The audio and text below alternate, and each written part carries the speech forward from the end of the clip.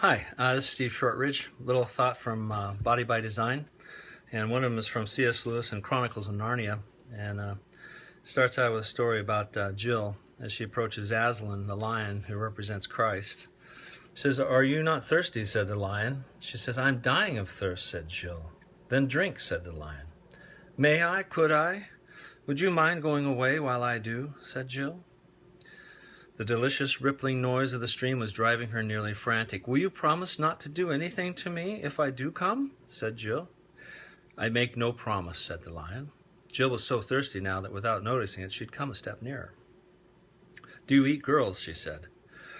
"I have swallowed up girls and boys, men and women, kings and emperors, cities and realms," said the lion. It didn't say this as if it were boasting, nor as if it were sorry, nor as if it were angry. It just said it.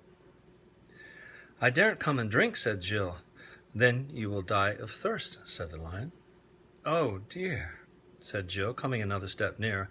"I suppose I must go and look for another stream then." "There is no other stream," said the lion. And I think a lot of things in our lives, particularly when we deal with our own desires and things, a lot of times we try to satisfy our own thirst. In Jeremiah, it says that we try to make our own cisterns, and they're leaking and cracking. And so we have all these desires in us that God actually created for us to have, but we try to fill them with other things. And I was thinking how people think there's this like God-shaped vacuum they talk about, that we want to, that's a God shape, I guess.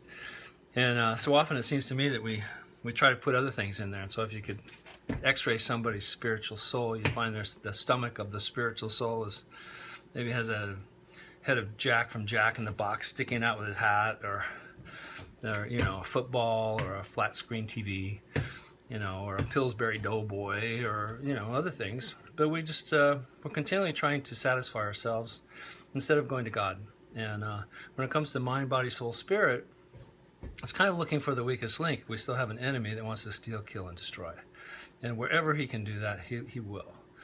So. So in a lot of ways, it's really just a matter of acknowledging that and knowing that. It's one thing if we were like super spiritual prayer warriors, but we're sloth and gluttonous. It doesn't work very well. It might make us sick and ill physically, for instance. And it shames us in other ways because secretly we know that we're out of control. And then you could be just a juggernaut of an athlete and a very disciplined person in most every other area of your life.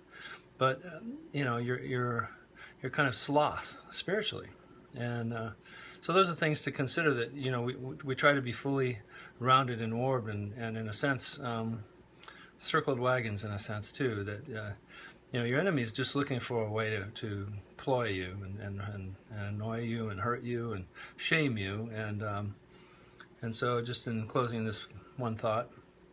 A friend of mine who's a Christian psychologist said. And if we've taken our things to the Lord, they're forgiven, and we need to be moving along. But he said that to some of his clients, he said, "If I don't want you to feel any more shame until you earn it."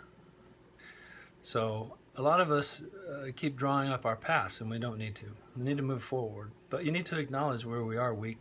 We need to ask God to help us and ask Him to forgive us. And I think that's just the beginning. Thanks.